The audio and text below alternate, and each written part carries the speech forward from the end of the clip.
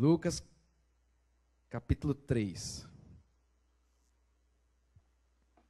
Lucas, capítulo 3. E a recomendação que eu faço, se você quiser, leia Lucas associado com o comentário de William Hendrickson. É um dos melhores comentaristas, pelo menos do que eu conheço. E aí eu já estou te dando uma chave também para entender a Bíblia. A Bíblia é muito difícil. Leia sempre com um comentário, um bom comentário. Lucas capítulo 3.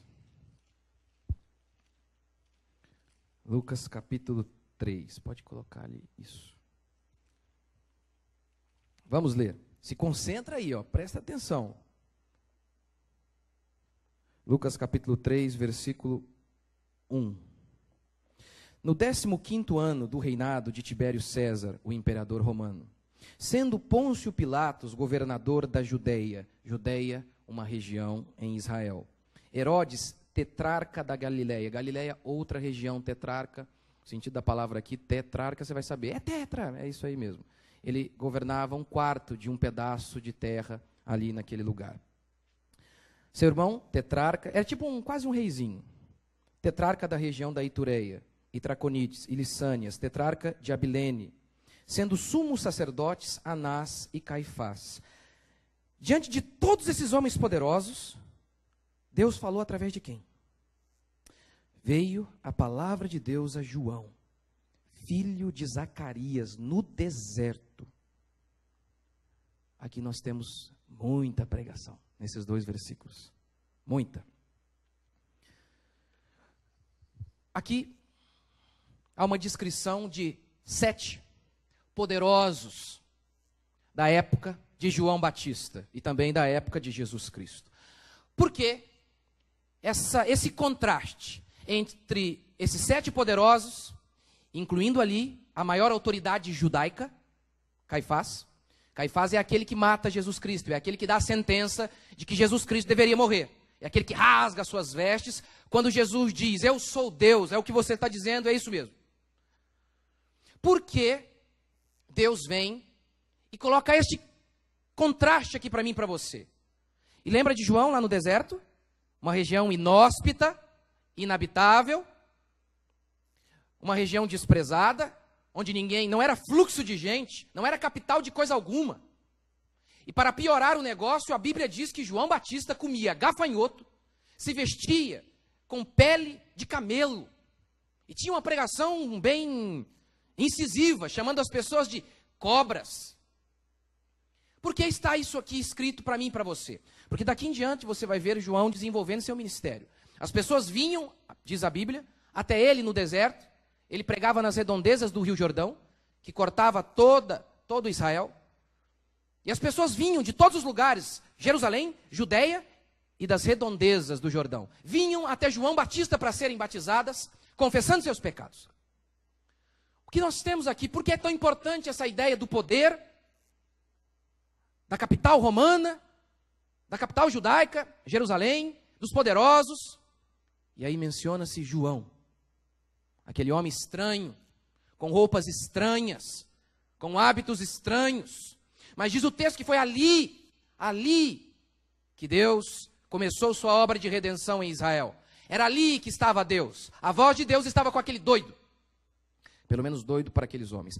Por que nós temos essa descrição pormenorizada, detalhada, desses governantes?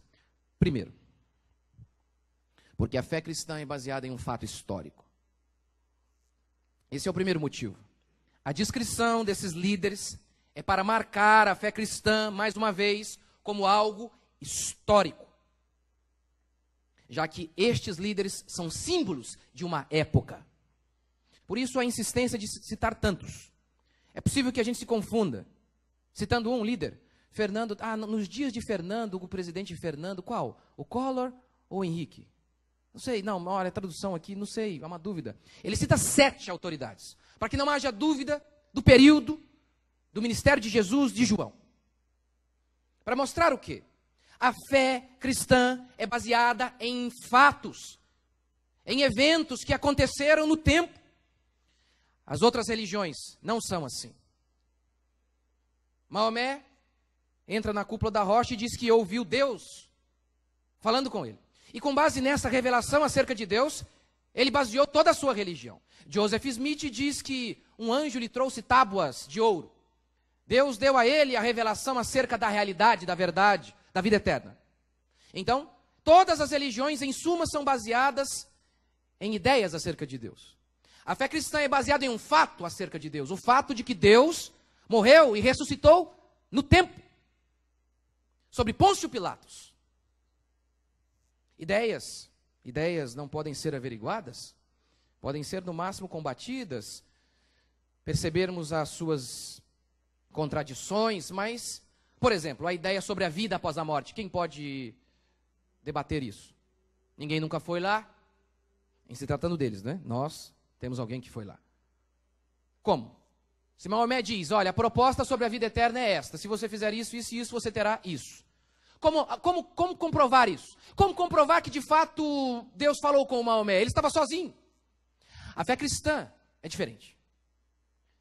No ano tal, do fulano tal, nasceu um homem. E ele pregou, e ele anunciou Jesus. E aí então veio Jesus, sobre Pôncio Pilatos, nos dias do imperador romano. Você pode voltar na história e investigar se de fato existiu, se isso aconteceu. Porque o evento da crucificação de Jesus Cristo foi testemunhado por centenas de pessoas. Quem testemunhou Maomé falando com Deus? Quem viu? É algo difícil de mensurar, de questionar. A fé cristã é algo mensurável. A fé cristã é a coisa mais lógica que existe nesse mundo absurdo. É isso que esse texto está dizendo. Uma ideia acerca de Deus é algo polêmico. Mas e um fato histórico acerca de Deus? Esta é a diferença da nossa fé para tudo que existe aí. Tudo que nós pregamos está baseado em um evento: a cruz de nosso Senhor Jesus Cristo. Todas as nossas crenças estão sustentadas por este fundamento, que é o fato histórico de que Jesus morreu numa sexta-feira e ressurgiu no domingo. Isso é algo questionável, você pode investigar. Não sem razão, saiu um filme agora, esqueci o nome, citei aqui esses dias, de um jornalista ímpio, ao ver a sua mulher se convertendo, começou a investigar a fé cristã para provar à sua esposa que a fé cristã é uma bobeira. Depois de 2 anos investigando, ele chegou à conclusão: a fé cristã é verdadeira. Esse é o primeiro princípio. Mas o que eu quero me delongar mais aqui é o segundo. Por quê? Essa menção desses líderes poderosos ao lado de João. Inclusive, a menção de Caifás, logo ao ladinho de João Batista. Por quê? Caifás era o sumo sacerdote. Ele deveria ser a voz de Deus na terra. Mas é um doido lá no deserto que é a voz de Deus. Segundo, os poderosos não receberam a revelação de Jesus Cristo e eram os grandes inimigos da fé. Ainda hoje. Ainda hoje. Ainda hoje, o mesmo acontece. Inúmeras autoridades governamentais ou religiosas constituem os grandes inimigos da fé cristã. Lembre-se, o sumo sacerdote era sacerdote judeu, não era pagão. A religião judaica foi estabelecida por Deus, o templo havia sido estabelecido por Deus.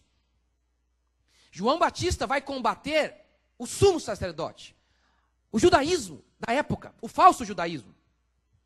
Um aspecto claro hoje do falso cristianismo. O grande ministério de João não foi combatendo as divindades pagãs de outras nações, foi combatendo o falso judaísmo.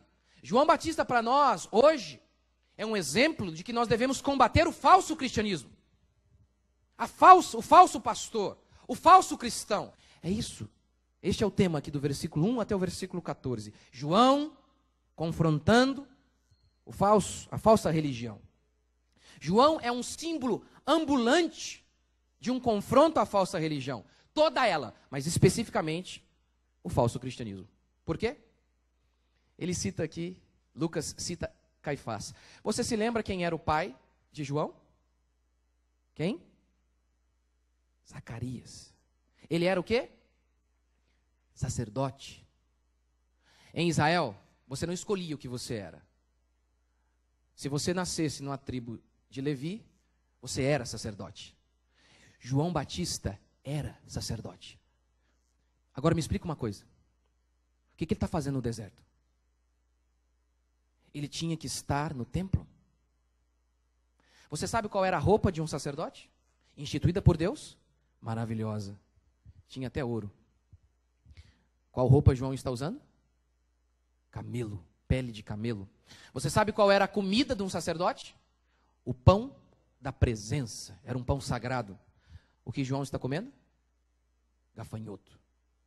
Toda a vida de João é um protesto à falsa religião que aqueles sacerdotes corromperam o verdadeiro judaísmo para aquela praga que era aquele falso judaísmo daqueles dias.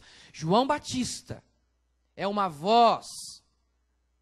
João Batista, todo ele, é um tapa na cara daquela falsa religião daqueles dias. Por quê? Por que isso é tão importante?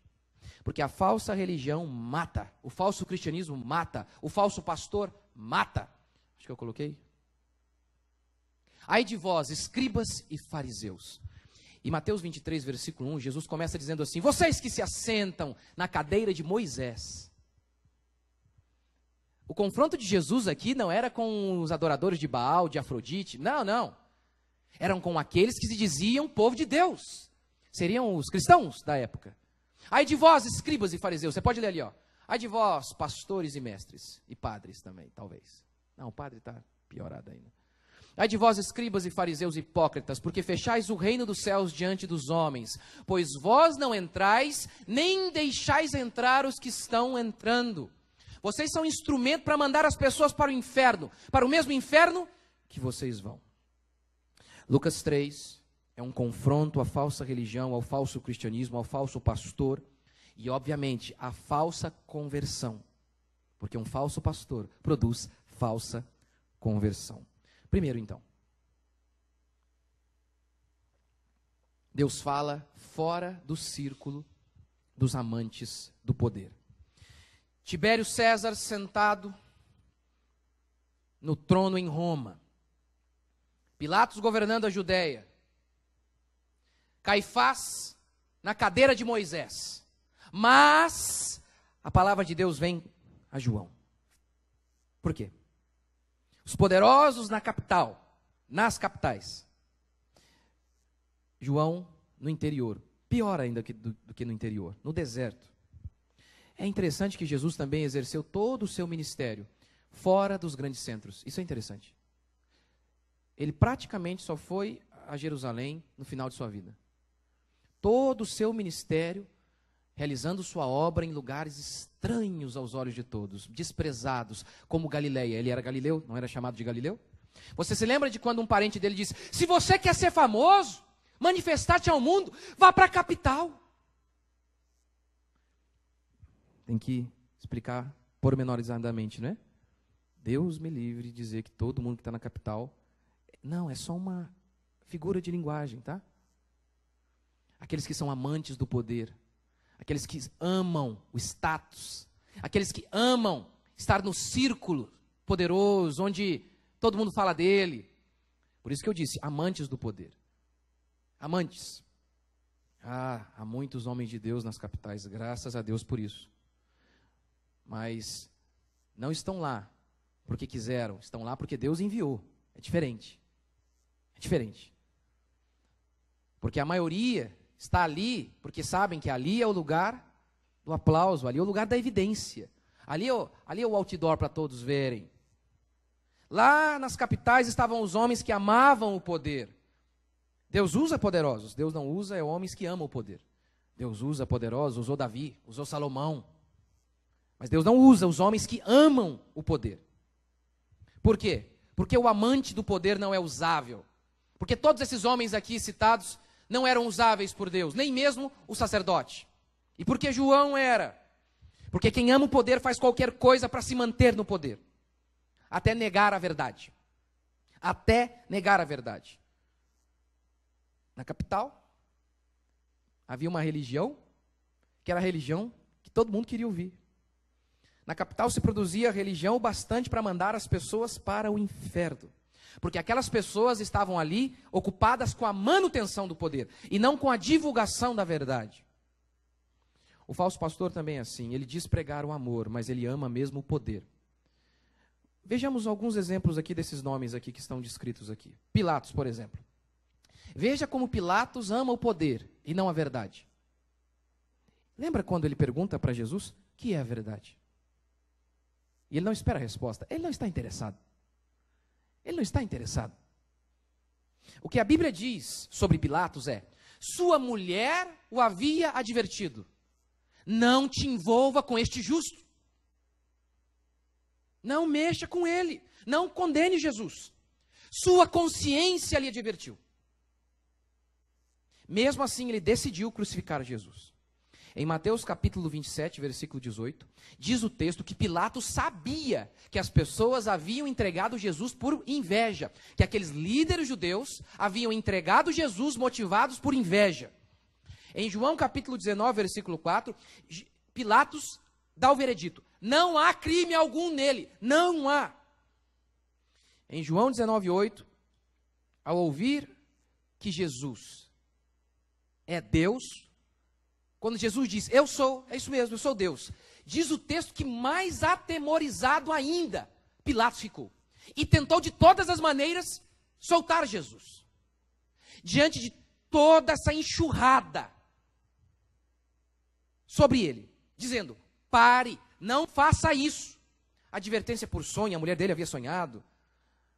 Advertência da boca do próprio Jesus, ele ficou impressionado com Jesus.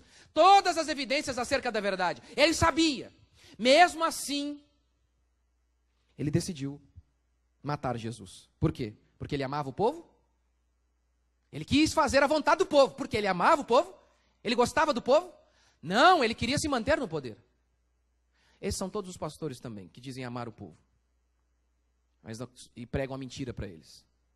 Enganam, falam apenas o que o povo quer ouvir. Eles não amam as pessoas, eles se utilizam delas para se manter no poder. Herodes, o texto diz aqui, Herodes é aquele que João prega contra ele, ele fica meio chateado, com medo de suas acusações, pensando que poderia ser, quem sabe, o seu reino ser desestabilizado por um profeta tão proeminente como era João, um profeta daquele falando, olha Herodes, você não pode casar com a mulher do seu irmão, rapaz. Isso é errado, viu? Isso é imoral. Acho que até os romanos não vão gostar disso, não. Aí o que Herodes faz? Deixa eu matar esse cara, porque ele pode atrapalhar meu reino. Caifás é o sumo sacerdote que mata Jesus Cristo. E Mateus 27 diz que ele assim o fez por inveja. E Jesus conta uma parábola sobre esse sacerdote e sobre todos os outros. A parábola da vinha, já ouviu?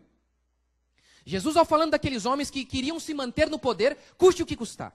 Olha a parábola. Havia uma vinha. O seu dono foi embora e arrendou a vinha para alguns trabalhadores. Depois de muito tempo, o dono da vinha enviou empregados para colher os respectivos frutos da vinha. A vinha era dele. Mas diz o texto que os trabalhadores da vinha pensaram, não, isso aqui é nosso. E mataram os trabalhadores. E o dono da vinha enviou vários empregados, e eles fizeram assim com todos, mataram todos. Por fim, o dono da vinha pensou, vou enviar meu filho, quem sabe assim eles se compadeçam. Chegando lá, eles pensam, os homens da vinha, eles pensam, se nós o matarmos, aí a herança será nossa. Se matarmos o filho, a herança será nossa. E eles assim o fazem. E obviamente o sentido da parábola é o seguinte. Jesus enviou inúmeros profetas para o povo, dizendo, vocês são meus. E eu quero que vocês deem os frutos que eu exigi de suas vidas. E o fruto que eu exijo não é um cacho de uva. O fruto que eu exijo é, ame sua esposa, seja honesto. Mas vocês não têm feito isso. Os profetas condenavam os pecados do povo, porque os profetas exigiam que eles frutificassem, que eles dessem os frutos que Deus exigia deles, mas eles não faziam. E por conta disso, diz a Bíblia, que os homens foram matando os profetas. Até que por fim, mataram o profeta, Jesus Cristo.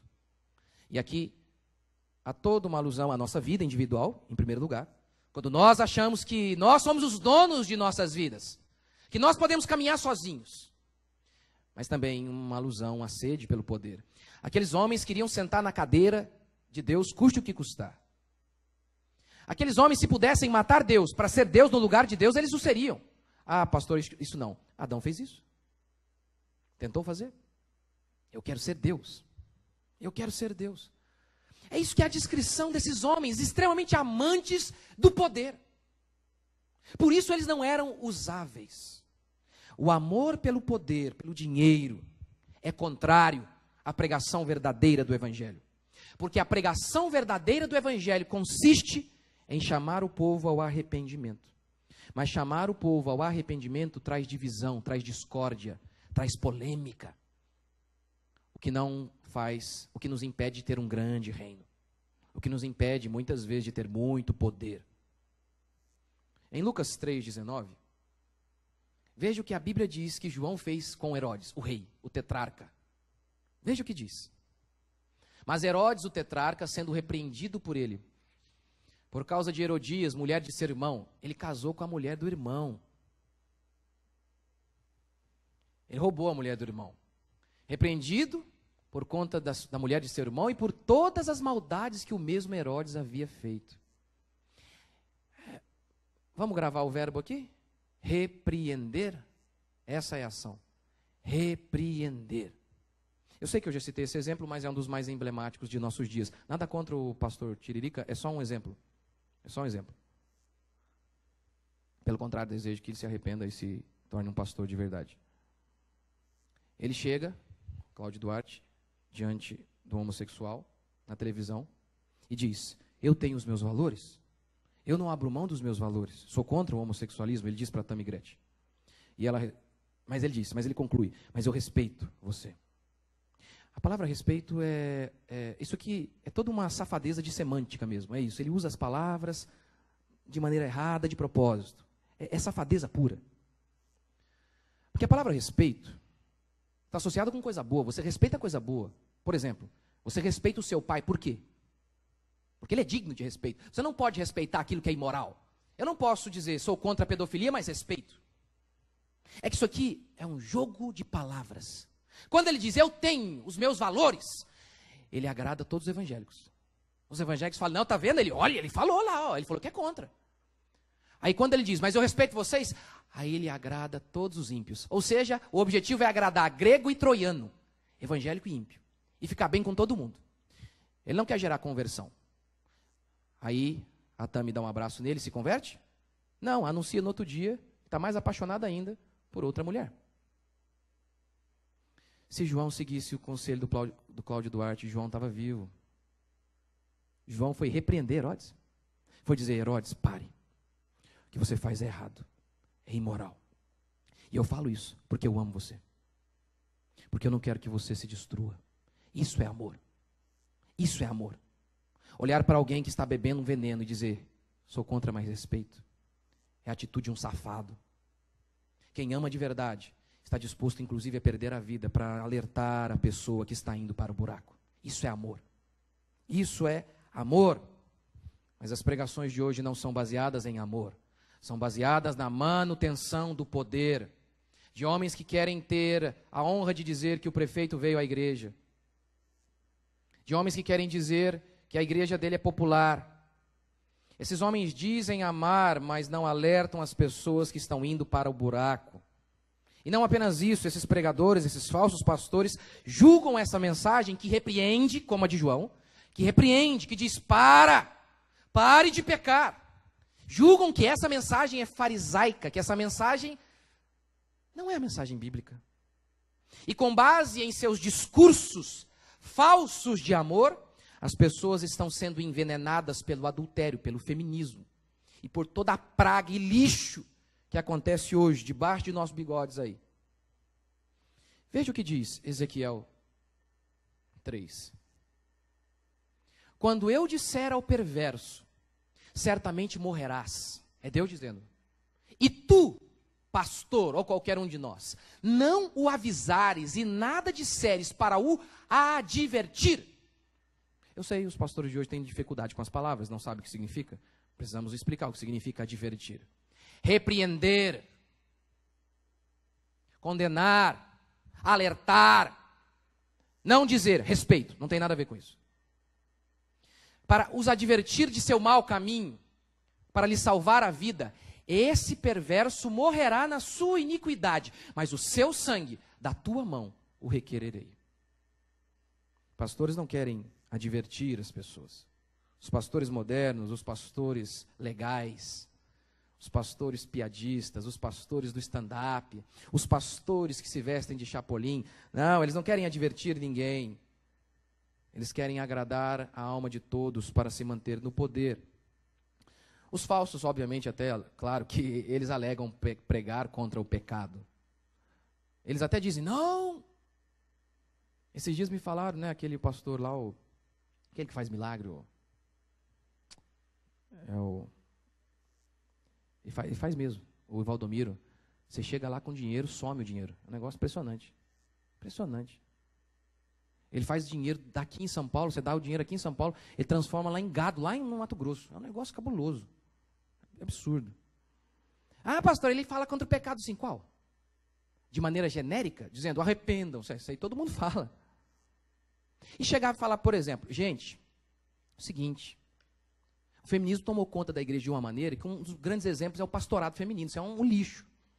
Isso aí é um absurdo, é uma blasfêmia contra o que está na Escritura. Porque a mulher não pode fazer isso, porque a mulher não tem capacidade. Não, a mulher é muito capaz. Mas não é o meu tema hoje. De falar, olha, as mulheres têm simplesmente abandonado sua missão de mãe. Simplesmente. Simplesmente. Odeiam. A pílula veio como uma salvação, mas me dá um argumento bíblico aí sobre a pílula, para a gente não ter mais filho. Não falo nada. Nada, nada, nada, nada. Não podemos pregar se não constrange as pessoas. Não seria assim que os pastores modernos aconselhariam João? João, não pode chegar assim, João, repreendendo Herodes. João, olha, é o seguinte, a gente vai ganhar pelo amor. Mas eu estou ganhando pelo amor. O amor é isso. O amor é dizer arrependam-se. Isso é amor. Isso é amor. Para de beber esse veneno, você vai morrer. Isso é que é amor. Mas os pastores de hoje iam dizer, não, João, não. Faz o seguinte, chama Herodes para um churrasco, conta uma piada. Entendeu? Muda o tom de voz, tá? Quem sabe? Faz uma coisa, mas que isso? Só existe um tipo de igreja e é essa igreja aqui de João Batista. A igreja verdadeira é essa aqui, é a igreja do deserto. É a igreja do deserto. Longe da capital. Mesmo existindo na capital. O que eu quero dizer com isso é, longe do amor ao poder. Uma igreja que é tosca, sempre tosca. Não, olhe para esse piso bonito aí e para esse som bonito. Tá bonito o som, né? Não, isso aí não é a igreja. A igreja é isso aqui, é a mensagem. Somos nós. Isso é o que nós somos. Isso é a igreja. E por mais que nós venhamos a ter um prédio lindo, isso não é a igreja. A igreja sempre será uma coisa feia e desconfortável aos ímpios. Porque ela chama ao arrependimento. Isso é pregação do deserto, isso é igreja do deserto. Uma igreja que não tem nada atrativo. Nada. O que havia numa igreja no deserto? Você sabia que nos Estados Unidos eles fazem convites assim para a igreja? Ó. Vem em nossa igreja, a salinha para criança, há um bom estacionamento, há ar-condicionado. Sério? Eu estava uma vez, não é piada, eu e um amigo no Rio de Janeiro, havia uma placa, venha para a igreja, aqui o dízimo é 8%. Você acha que é piada? Eu sei que você acha que é piada, não é não. Ah, nós temos um ministério não sei das quantas. Igrejas, só tem um atrativo. Um homem falando sobre Jesus Cristo, é só isso. É só isso que era a igreja de João Batista, a igreja do deserto. Pregando a mensagem do arrependimento. Segundo, o tema aqui é a mensagem ao arrependimento. É o que João vai fazer aqui, veja comigo. Verso 3. Ele percorreu toda a circunvizinhança do Jordão, ou seja, os arredores do Jordão, pregando o batismo de arrependimento para a remissão de pecados, conforme está escrito no livro das palavras do profeta Isaías. Vós, do que clama no deserto, preparai o caminho do Senhor, endireitai as suas veredas. todo vale será aterrado, e nivelados todos os montes e outeiros. Os caminhos tortuosos serão retificados, e os escabrosos aplanados. Semana que vem eu vou me aprofundar nisso aqui, porque só aqui tem coisa rica, bastante coisa rica aqui. Verso 7. Dizia ele, pois, às multidões que saíam para serem batizadas: raça de víboras, quem vos induziu a fugir da ira vindoura? Produzi, pois, frutos dignos de arrependimento. Grava sempre isso, está lendo algo, vê as palavras-chave. Quantas vezes ele fala algo? Quantas vezes ele falou aqui arrependimento? E não comeceis a dizer entre vós mesmos: temos por pai a Abraão, porque eu vos afirmo que destas pedras Deus pode suscitar filhos a Abraão. O que eles estavam dizendo aqui, de maneira resumida, é: somos crentes, somos o povo de Deus, somos filhos de Abraão. E João diz: duvido, duvido. A mensagem de João era de arrependimento, o que significa declarar que aquelas pessoas eram pecadoras. Mateus vai resumir toda a pregação de João Batista e de Jesus em uma sentença. Veja. Naqueles dias apareceu João Batista pregando no deserto da Judeia e dizia: arrependei-vos, porque está próximo o reino dos céus. Lucas investigou a vida de João, e depois de catalogar tudo que João falou, colhendo testemunho, olha o que Lucas diz. Olha, ao tentar definir a pregação de João em uma frase, é isso que eu vejo: arrependei-vos, porque está próximo o reino dos céus. Ele está fazendo um resumo aqui de toda a pregação de João. Qual era o objetivo de sua mensagem? Qual era a tônica, a ênfase de sua mensagem? Mas agora veja outra coisa interessante. Jesus. Desculpa, aqui é Mateus, mas pode colocar. Mateus 4. Daí por diante, passou Jesus a pregar e a dizer, coloquei em negrito de propósito, até a vírgula, tudo igual: arrependei-vos, porque está próximo o reino dos céus. Se você resumir a pregação dos pastores em uma frase hoje, talvez vai ser algo como: Deus é amor, dinheiro é bom, consolo é legal, não julgueis. A preferida é essa: Deus é amor. É uma mensagem bíblica, com certeza. Mas quando eles falam de amor sem falar de arrependimento, é um falso amor, porque o amor não se regozija com a mentira, diz 1 Coríntios. Mas o que me choca é isso. Quando você pega a pregação dos grandes homens de Deus do passado, como George Whitefield, por exemplo, e de tantos outros como Jonathan Edwards, você também pode resumir a pregação desses homens nessa frase aí. George Whitefield é relatado na história como alguém que ia até aqueles mineiros que estavam nas minas de carvão, e ele pregava e chamava o povo ao arrependimento. E aqueles homens com o corpo, com o rosto coberto de fuligem, todos sujos, pretos, dava para ver os sulcos de lágrimas correndo em suas faces. Porque eles chamavam aquele povo ao arrependimento. Eles diziam: você que bebe, pare. Mas não é assim hoje. Os falsos pastores se vangloriam de não pregar a mensagem de arrependimento.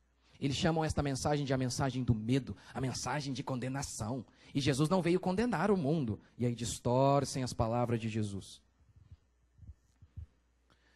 Notou que a mensagem de Jesus é idêntica à de João, a de João é idêntica à de Jesus? Eu acho estranho isso, essas pessoas que dizem, esses pastores que dizem: eu tenho um ministério mais sobre família. Não entra na minha cabeça isso. Não entra isso. Pode reparar isso em se tratando de pastores reformados. Não há muito disso. Pastor que prega só sobre família. A mensagem era igual, era uma só. Era uma só. Em 2 Coríntios 5,18, Paulo diz que nós recebemos o ministério da reconciliação, de reconciliar o homem com Deus, pregando o evangelho. E uma das doutrinas básicas e basilares principais do evangelho começa aí: arrependei-vos. Arrependei-vos. A mensagem de João era extremamente confrontativa, porque a mensagem de arrependimento é confrontativa. Por quê? A palavra de Deus veio a João e não veio a Caifás. É simples, porque Caifás queria se manter no poder. E não dá para se manter no poder com pregações, digamos, polêmicas. E quando eu falo de polêmica aqui, eu estou falando do tipo assim, quando você anuncia que a grama é verde para um mundo que acha que ela é rosa. É pregação polêmica. Não é xingar ninguém, não é isso. É só anunciar que a grama é verde num mundo de analfabeto que acha que a grama é rosa, é polêmico. Dizer para Herodes que adultério era errado, para muitos era polêmico. Por que Caifás não o fez? Porque depois Caifás tem parceria com o Império Romano para matar Jesus. E não dá para se manter no poder sem fazer politicagem, sem negar a verdade, não dá. É por isso que a palavra de Deus vem a João. João não estava comprometido com o reino da terra. João estava comprometido com o rei dos reis. E por isso foi decapitado. João, diz aqui o texto, chamava o povo de cobra. Põe lá. Mateus vai dizer que João tinha público vindo de tudo que é lado. Ele vai especificar Jerusalém, Judeia e circunvizinhança do Jordão.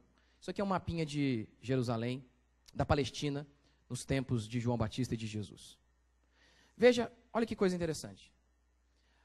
Aqui nasce, aqui no norte, está vendo o Monte Hermon? Aqui nasce o Rio Jordão.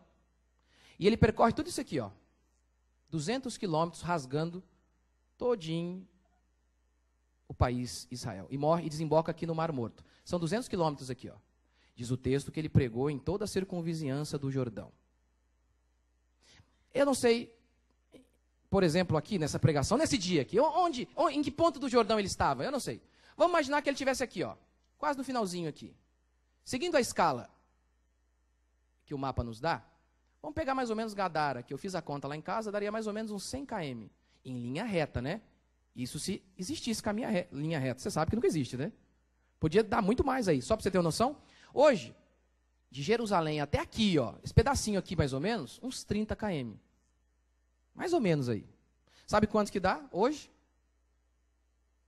Ali em linha reta, 30, 40 quilômetros mais ou menos aqui. De Jerusalém ao Rio Jordão, no ponto mais próximo aqui de Jerusalém, são 169 quilômetros, hoje. 169. Agora, olha que coisa.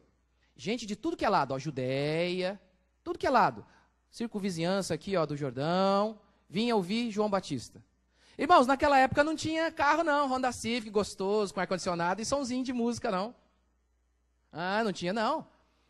Camelo, cavalo, jumentinho, para os mais pobrinhos. Liga o Wi-Fi no jumento aí. Hã? Agora você imagina alguém andando talvez até dias para ouvir o pregador? E aí quando você chega, digamos, as instalações não são das melhores, né? No deserto. Puxa aí um pouquinho de areia aí, meu amigo. Faz o seu montinho aí, senta aí. Fica à vontade. Fica à vontade.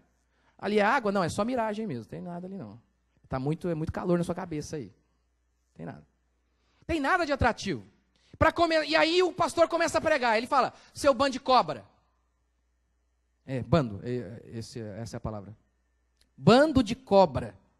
Gente, esse povo andou quilômetros. Talvez está dias viajando aí. Dias viajando, para o cara chamar a gente de víbora. Essa aqui eram víboras que existiam no deserto. E elas se camuflavam, safadinhas. Elas pareciam com gravetos e algumas coisas assim. Elas enganavam para pum. João está chamando o povo disso. Eu sei, vocês enganam. Vocês estão aqui, mas vocês não me enganam, não. Vocês estão aqui dizendo que estão buscando a Deus, mas não o buscam pelo motivo correto. Vocês são como cobras. Fala a verdade, gente. É isso que você esperava ouvir saindo de casa hoje? Eu vou lá, o pastor vai fazer aquela oração, vai colocar uma música, raridade. Eu sou raridade. Aquela musiquinha. Vai dizer que eu sou um vencedor. Que todos que me abandonaram, que foram contra mim, são ímpios, pagãos, malignos. Você é uma vítima. Mas Deus ama você. Você nasceu para vencer, aleluia. Harabalaias. Tem que ter o harabalaias no final. João vem e fala, cobras, arrependam-se. É o que nós precisamos ouvir. Nós precisamos de alguém motivado por amor para nos dizer a verdade. Porque Provérbios 27:6 diz: leais são as feridas feitas por quem ama, mas traiçoeiros os beijos de quem odeia. Traiçoeiros os beijos de quem odeia. Se João tivesse pregado a mesma mensagem que muitos pastores pregam hoje, ele não teria morrido? Leonard Ravenhill disse isso acerca de Jesus, mas o mesmo vale para João Batista. No verso 9, João diz: está posto o machado à raiz das árvores. Toda árvore, pois, que não produz bom fruto, é cortada e lançada ao fogo. É só uma linguagem figurada para descrever que você é a árvore, que Jesus está com o machado. A pregação pode ser esse machado, te anunciando o evangelho. E se você não se arrepende, Deus te arranca da terra e te manda para a condenação eterna. Esse é o sentido da ilustração. Ou seja, a mensagem de João continha o anúncio do juízo de Deus. Assim como a Bíblia diz que Paulo pregava para Félix sobre a justiça, o juízo de Deus, o juízo vindouro. De modo que a Bíblia diz que Félix ficou amedrontado. As pessoas ficam amedrontadas ao ouvir as pregações de muitos pastores hoje? Não, elas saem de lá dando risada. Aquela piada dele foi boa, hein? Rapaz, foi boa. Aquela lá do Jeca, lá do... e o jeito que ele conta? O cara é bom demais. Você viu, ele muda a voz, é um negócio maravilhoso. O texto diz que Deus ia aplanar os caminhos tortuosos. Há um fundo aqui histórico tremendo. Não vai dar tempo para contar hoje, semana que vem eu conto. Mas a alusão aqui é clara. Para Deus passar e entrar e vir até o caminho, fazer um cortejo como rei que ele é, até o nosso coração, o caminho tem que estar plano. E como ele se torna plano?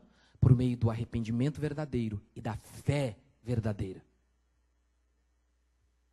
É isso que o texto diz. Os servos de Deus, eu estou encerrando. Os servos de Deus do passado, que foram frutíferos e que fizeram grandes coisas para o reino de Deus, não se pareciam nem um pouco com os pastores modernos. Jonathan Edwards pregou uma pregação, uma mensagem chamada Pecadores nas mãos de um Deus irado. Não, desculpa, ele não pregou. Ele leu. Ele leu o sermão. E o que nós temos de relatos é que, ao encerrar a sua leitura, nada de mudar tom de voz, nada de fazer recursos oratórios para tentar fisgar as pessoas com base na personalidade do mensageiro. Não, a mensagem é o foco. A mensagem, não o mensageiro. Senão vocês podem ficar olhando demais para o mensageiro. Lendo, ele lê. E o que acontece é que muitos vão descrever que ali começa um grande avivamento nos Estados Unidos. John Knox, pregador escocês. A rainha escocesa, Maria Sanguinária, dizia que tinha mais medo das pregações de John Knox do que dos canhões ingleses. Suas pregações eram incisivas. Em 1558, veja o livro que ele escreveu. Primeiro clarim contra o monstruoso governo de mulheres. E a Maria Sanguinária, a Maria Tudor, governava. Esse cara aqui não era político, hein? Ele não sabia como se dar bem na vida. Escreveu um livro desse no dia que a mulher governava o país. Ele não era esperto não, hein? Lutero, 31 de outubro de 1517. Fez 500 anos agora. Fixou suas 95 teses em Wittenberg, na capela de Wittenberg. As 95 teses, grande parte delas, eram um ataque explícito à Igreja Católica. O que mais chocou foi ele anunciar que a salvação era de graça, que ninguém iria comprar um pedaço de terra no céu, pagando indulgências. A Igreja Católica vendia, estava construindo Roma, a igreja de Roma, o Vaticano, aquelas coisadas tudo lá. E aí havia pregadores famosos, um bordão ficou famoso, que quando você contribuía, melhor, dava o dinheiro lá para eles, a sua alma saía do purgatório. A moeda no gasofilácio cai, a alma do purgatório sai. Era o jingle dele. Aí Lutero vem e diz, não, é de graça. A salvação é pela fé. Pela fé. Gente, ele falou isso na época que a igreja costumava, tipo assim, matar quem discordava. A primeira tese de Lutero começa assim: chamando o povo ao arrependimento. Veja comigo. Dizendo nosso Senhor e Mestre Jesus Cristo. Essa é a primeira tese. Arrependei-vos. Certamente quer que toda a vida dos seus crentes na terra seja de contínuo arrependimento. E antes das 95 teses, ele ainda diz assim, ó, movido por amor, e aí ele escreve. A tese dele era um protesto, daí somos protestantes, não é? Ele protestou contra a podridão da igreja católica. Historiadores dizem que a podridão era tão grande que em Roma existia prostíbulos específicos para padre. Era tão podre o negócio. Mas evangélicos de hoje dizem que nós não podemos protestar. Eles chamam isso de não julgueis. Eles iam falar para Lutero, Lutero, para de ser polêmico. Para com isso. Lutero, você sabe, ele foi protegido por um príncipe, porque, obviamente, ele correu risco de vida, ou de morte, como os modernos gostam. Eu não vim de uma linhagem de piadistas. Eu não vim. Eu não vim de uma linhagem de pessoas que estão interessadas em ser super aos olhos do mundo. Eu não vim de uma linhagem de homens interessados no favor do rei desta terra. Eu vim da linhagem dos protestantes, daqueles que protestam, daqueles que abrem a boca e dizem, isso é errado. Que por amor dizem isso. Pare com isso. Você vai morrer se você continuar assim. Eu vim de uma linhagem de homens que confrontavam o pecado preferido, de estimação das pessoas. Aquele que está destruindo as pessoas hoje, como feminismo e tantas outras pragas. Tantas outras pragas que nos afligem hoje mesmo. Essa é a nossa linhagem. Esses são os homens que nós descendemos. São deles. Eles são a nossa referência. São esses profetas do Senhor, que movidos por um coração cheio de amor a Deus e pelo próximo, disseram, arrependei-vos. Arrependei-vos porque está próximo o reino dos céus. E viva uma vida em arrependimento. Só há esse caminho para a eternidade. Só há este caminho para a bênção de Deus hoje mesmo em nossas vidas. Não é um corredor milagroso e nem uma oração ungida de um pastor ou uma pregação apenas, mas uma vida de arrependimento. Esta é a vida que Deus nos chamou para ter. Vamos ficar de pé. Lucas, capítulo 3.